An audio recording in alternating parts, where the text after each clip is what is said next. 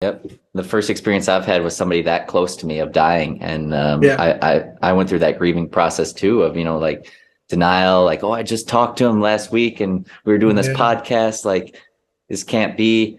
Even though he had brain cancer, like we thought it was going to get better. Like I had faith that he was going to live and we were going to, have this successful podcast together. And there was that denial and then that anger and like, no, and he can't be gone. But Yeah. now it's just like pure gratitude for the friendship that we had. Like he showed me what true friendship was on a totally different level, and kind of along the lines of like how Gretel inspired the best in you. Mitch really brought out the best in me, and like was one of the first people to like really say like, let it be about you, man. It's your Yeah. life. Do what you want, and like years ago when I was wrestling with like I trying to be the ideal self and like be this super spiritual person and, have austerities and cut things out of my life, he'd be like, who's telling you to do that? Live the life that you want to live.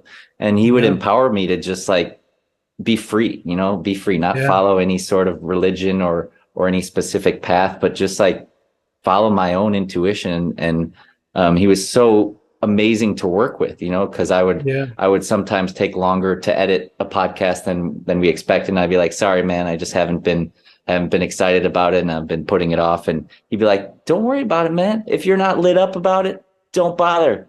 Don't Yeah. do it. Yeah. I'd rather you be excited to do it and do it from a place of joy than Yeah. obligation. And he was Yeah. just so supportive and just such an amazing friend and coworker that he just inspires me every day to this day. And I can still hear his voice and words of wisdom and just love him. Yeah. Yeah. And I feel like we really, we always say learn from others. And then when you finally realize that person that who like the one of the first people who taught you something in a real impactful way, it really it's a very surreal moment. Like, wow, this is who I learned this from. They have taught me this and it's made me better. And it really makes you so, just like you said, the gratitude for the relationship, for the love, for everything she taught me is what makes me feel okay, is because I know that what we had, truly some people don't have the blessing to experience it, even though it was only 11 months that we were married. And it taught me truly how to be a person, I feel like, who and help to be ready to explore who I want to be, because these are the things that are important to me.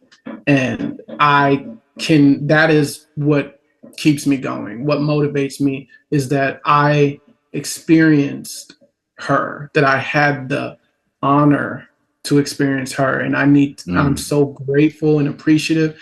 And whatever I want to do in life, whatever I end up doing, if I'm happy and appreciative, then I know that I'm doing what she wanted. I know she's supporting me in that. And that makes 100%. me so happy. Yeah.